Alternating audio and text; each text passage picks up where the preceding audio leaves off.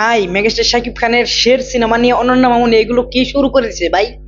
এগুলো দেখলে আমার রীতিমতো হাসি আসতেছে। অনন্যা মামুন ভাই আবারও সেই দরো সিনেমার মতো ভাই চাপাবাজি এবং কি যেভাবে দরো সিনেমায় প্রমোশন করছিল, যেভাবে ফেক বাজি করছিল, সেরকম ভাবে ভাই আবারও শুরু করে দিছে। মেগাস্টার শাকিব খানের শের সিনেমার শুটিং এ যাই নাই, যাওয়ার আগেই ভাই এরকম চাপাবাজি করবানছে এবং কি এরকম ফেক নিউজ ভাই অনন্যা মামুন ফেলাইতেছে ভাই। তো রীতিমতো এইগুলো দেখে ভাই আমার হাসি আসতেছে।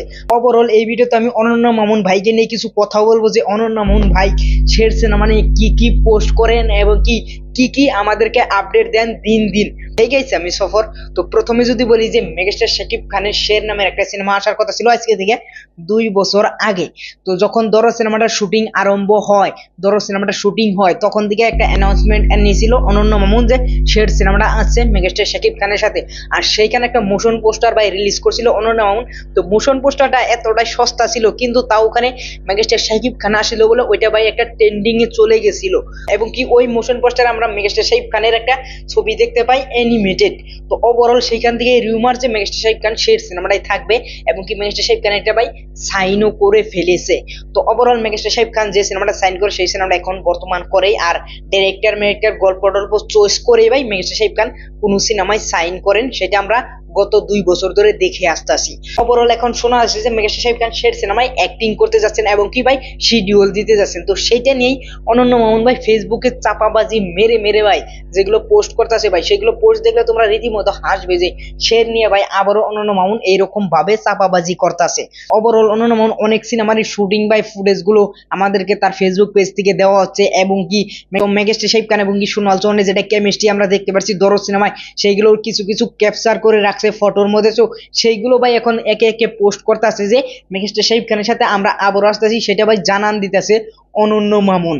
ওভারঅল বাংলাদেশের যত সাকিবিয়ান আছে, ওয়ার্ল্ড ওয়াইডে যত সাকিবিয়ান আছে, তারা ভাই অনন্যা মামুনকে এখন চাপাবাজ বলেই মানে। এবং কি অনন্যা মামুন যদি যেটা বলে যে এটা আমি 100% করবো, সেটা আমরা গ্যারান্টি শহরে বলতে পারি যে সেটা করবে, কিন্তু সেটা যে আজকে করবে সেটা আমরা গ্যারান্টি দিতে পারি না। সেটা ভাই আজকে থেকে 5 বছর পরেও হতে পারে।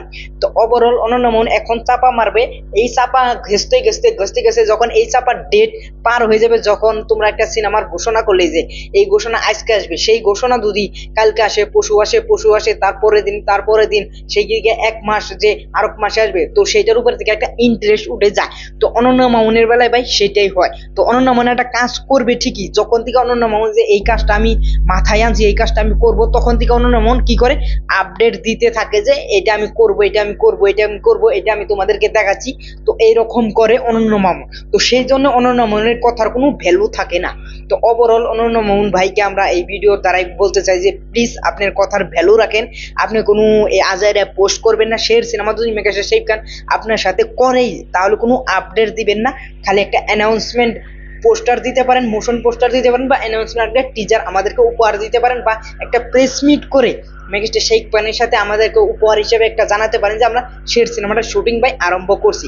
এটা হলে ভাই সব থেকে বেস্ট হয়, আর আপনাকে ভাই কেউ চাপাবাজি বলবে না। এবং কি অনন্যা মামুন ভাইকে ভাই অনেকেই প্রফেশনাল বলে তখন থেকে মেনে নিবে। আর অনেকেই বলছে যে অনন্যা মামুনের সাথে কি মেগাস্টার শাকিব খানের কোনো কাজ করা উচিত। তো এটা আমার মতামতে ভাই উচিত, কারণ অনন্যা মামুনকে ভাই চান্স দেওয়া উচিত। আর অনন্যা মামুন দরদ সিনেমাটা ভাই অনেকটা ইউনিক টাইমে এবং কি অনেকটা ভালো ধরনের বানাইছিল, কিন্তু ওই সিনেমাটা ভাই শুটিং হয়েছিল অনেক আগে। ওই সিনেমাটা যদি প্রিয় তোমার পরে আসতো তুফান না এসে, তাহলে ভাই ওই সিনেমাটা ব্যবসা সফল হতে পারতো এবং কি ওই সিনেমাটা ভাই একটা সুপারহিট ব্লকবাস্টার সিনেমা হতো, এটা আমার ভরসা ছিল। কিন্তু ওই টাইমে ভাই তুফান সিনেমাটা এসে ভাই তুফান সিনেমাটা একটা হাই স্ট্যান্ডার্ড সেট করে দিল। তো সেই কারণে দরদ সিনেমাটা ভাই ওখানে মায়ের খেয়ে গেল। তো ওভারঅল দরদে ভাই অনেকটা উইকনেস ছিল, তো সেই কারণে দরদ সিনেমাটা মায়ের খেয়ে গেছে। আর ওই দরদ সিনেমাটা যদি তুফানের আগে আসতো, ওইটা ভাই একটা ব্যবসা সফল সিনেমা হতে পারতো। তো অনন্যা মামুনকে এখন চান্স দিয়ে দেখা উচিত যে অনন্যা মামুন মেগাস্টার শাকিব খানকে নিয়ে এখন ইউনিক ভাবে কি বানায়। তো এটা দেখার জন্য অনন্যা মামুনকে একটা চান্স দেওয়া উচিত, এটা আমার মতামত। আর তোমাদের মতামত কি সেটা অবশ্যই তোমরা বলে যাবে। আর অনন্যা মামুন ভাইয়ের যে চাপাবাজি, তো এই চাপাবাজি নিয়ে তোমাদের কি মতামত সেটা অবশ্যই তোমরা নিচে কমেন্ট বক্সে বলে যেতে পারো। আর ওভারঅল যদি আমার এই ভিডিও তোমাদের কাছে ভালো লাগে, একটুকেও যদি ইন্টারেস্টিং লাগে, তাহলে অবশ্যই চ্যানেলটা সাবস্ক্রাইব করবে। পরবর্তী ভিডিওতে দেখা হবে। Thanks for watching, by.